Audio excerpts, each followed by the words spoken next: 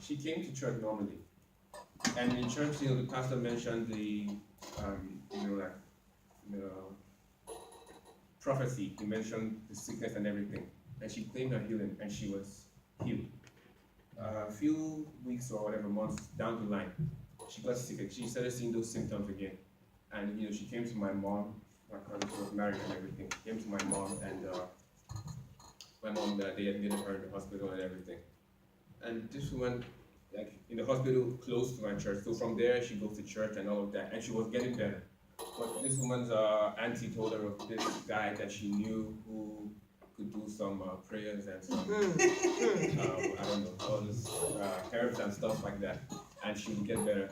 And this, she's not even a woman. She was like 30 something, 32 maybe. So it's not like she was an old person who believed in stuff like that. She was not too much older than me.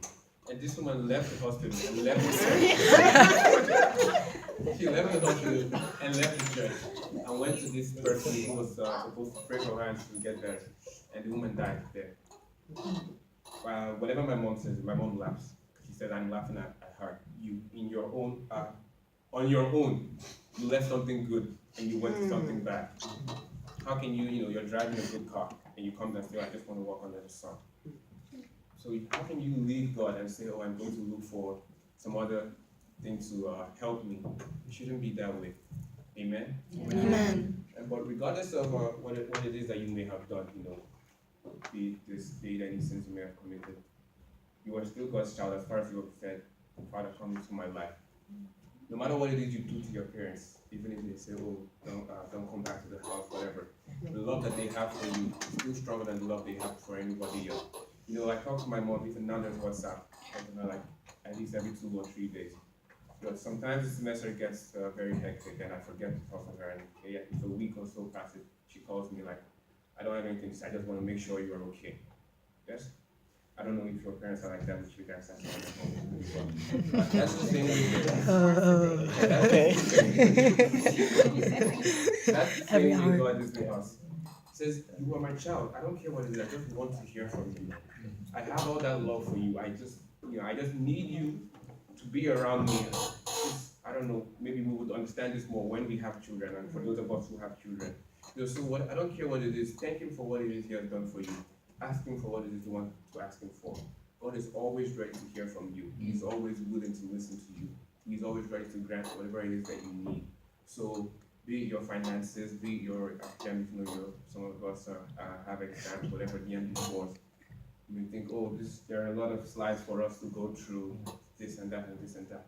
Just talk to God. Let him speak to you and listen to him. Don't begin to rationalize and say, oh, this looks better. This is the more logical thing to do. Why would I do this? Why would I follow what God is saying when I can actually do this other thing? Know that God is always for you. So whatever he tells you will be in your favor. Amen? Amen. And finally, regardless of what it is we have done, just remember that we can always come to God. You can always come back to God.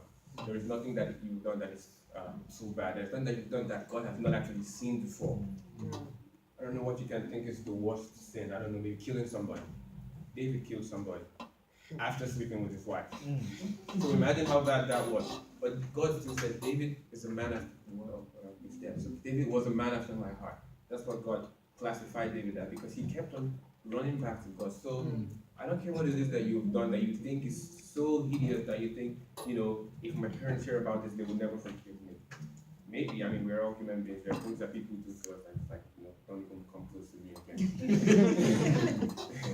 But regardless of what it is, just know that he has made that throne of mercy and grace available unto you, that you can always run back to him and say, Father, I'm sorry for what I've done.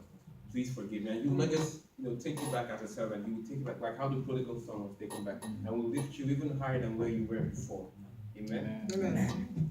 And finally, with regards to our rationalizing, I want to share this testimony that